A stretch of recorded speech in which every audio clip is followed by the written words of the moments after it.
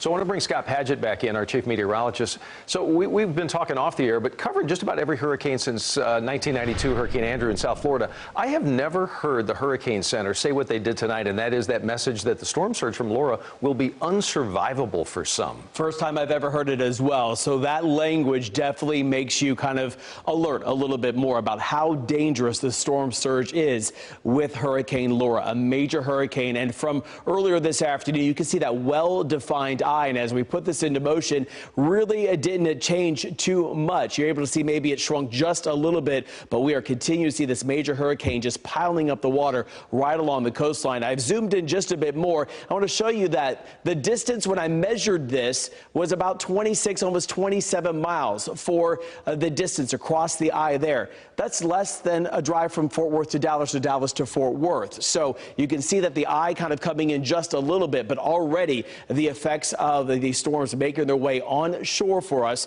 And that's what we're continuing to watch so far as we've been going through the day today. Here is the radar. You're able to see the outer bands pushing their way on shore. I've sliced right now by the eye again. You can see that stadium effect as those thunderstorms are wrapping around that center of circulation, and the thunderstorm tops up to 60,000 feet to 50,000 feet. And as they are tightly wrapping around, they are continuing just to have Laura hold together. Number of warnings now, tornado warnings in effect as well, including Cameron Parish, because of the friction of land and these storms moving their way on shore. Not a surprise at all as we are continuing to see the eye making its way to the northwest. Winds right now sustained, buoy wind gusts about 32 miles per hour, 26 in Sabine Pass. Near the Galveston area, even seeing wind gusts up to near 40 miles per hour, increasing up to about 53 miles per hour as we've taken a look at the last check. So forecasted wind gusts going into the remainder of the evening hours and overnight into the early morning hours up to near 90 miles per hour. That's a Category 2 hurricane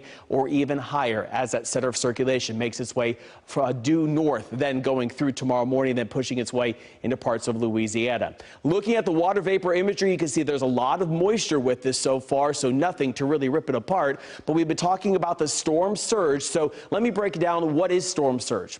It's that abnormal rise of water over the predicted tide levels. And when you have a major storm, water could rise 20 feet and higher and bring devastating impacts, that definitely possible catastrophic damage as well. Let's bring in meteorologist Aaron Moran for more on storm surge.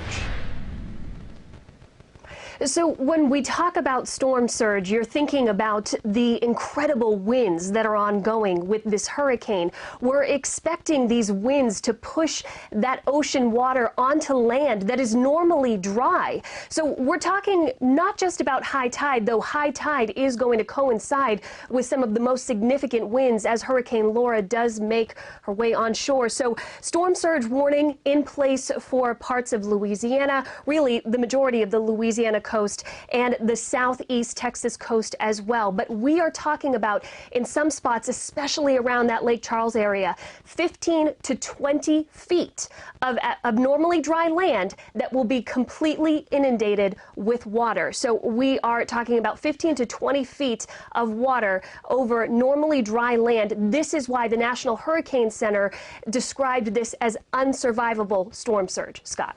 And Aaron, it's definitely something we've never heard before. So we will continue to pay attention to the track as it makes its way to the northwest at 15. 75 miles south of Lake Charles, making its way onshore, probably right around about 1 in the morning, and then moving its way inland as a Category 2 by tomorrow morning, a strong Category 2, then downgrading, but still possibly hurricane winds near Shreveport. Closer towards home, we do have some rain on the radar right now. You're able to see that we do have some storms that have developed over in Rains County into Hunt County, so the tropical moisture is in place. Not a surprise that we will see these storms still holding together. 7-day forecast shows 88 tomorrow. Most of the rain well to the east, but then by Friday and Saturday in the triple digits. When you factor in that tropical moisture, it's going to feel like 105 to 108.